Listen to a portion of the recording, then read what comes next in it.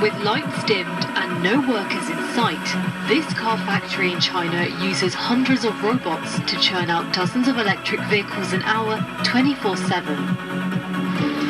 This is a dark factory, an area of the plant so automated and with so little human presence that, in theory, the lights could be completely shut off. Factories like this one are part of China's bid to use hyper-automation to dominate the electric vehicle or EV market. But the furious trade war between Washington and Beijing raises a key question. Who is going to buy all these new cars? For decades, the abundance of cheap labour explained why China was seen as the world's factory floor.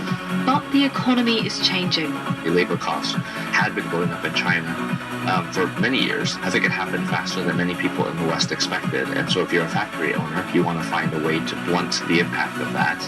And automation is one very obvious way. Rapid advancements in robotisation has helped create what is now known as dark factories. 当我们在换装车间有800多台机器人同时在工作，这里边呢几乎可以实现完全关灯生产。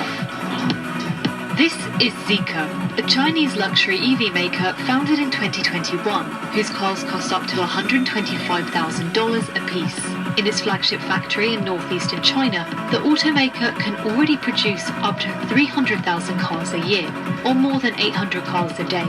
For comparison, Tesla has similar production levels, but it took more than a decade to achieve this volume. For Zeekr, robotisation has a double advantage. 但我们也要面临人员的成本的上升，那我们希望能够通过自动化的方式，能够帮助来提高更高的产品，更低的这个制造成本。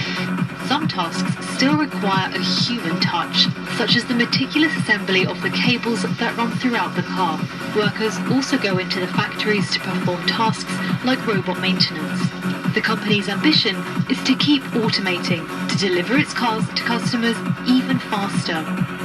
In China, Zeekr is not an outlier in automation. According to the International Federation of Robotics, in 2023, every other industrial robot installed in the world happened in China. The country's levels of robotisation have grown sevenfold since 2015, when President Xi Jinping introduced a Made in China 2025 initiative to transform its image from the world's factory into an innovative manufacturing powerhouse.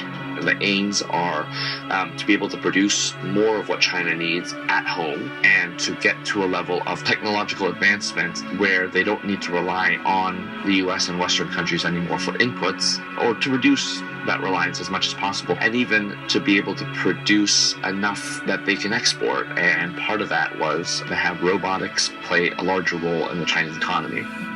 Some American automakers believe China's widening EV lead, boosted by cheap state loans and subsidies, poses an existential threat to the industry.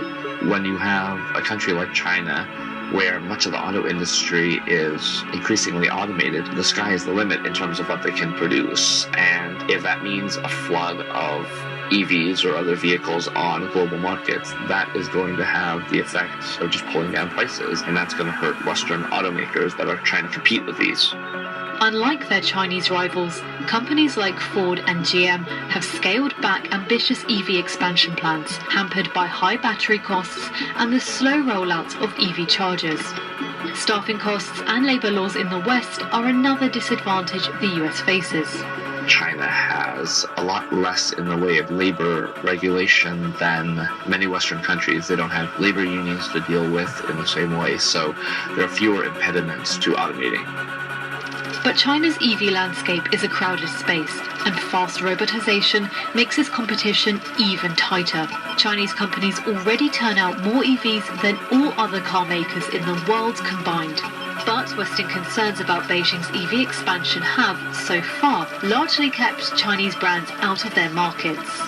Countries that have friendlier relations with China, like Brazil, countries in the Middle East, in Africa, in Southeast Asia, are worried as well about their own domestic industries and don't want to see a flood of Chinese products undermining those industries. If you have automation enabling China to go even faster and produce even more of this stuff, then this political problem becomes perhaps even greater.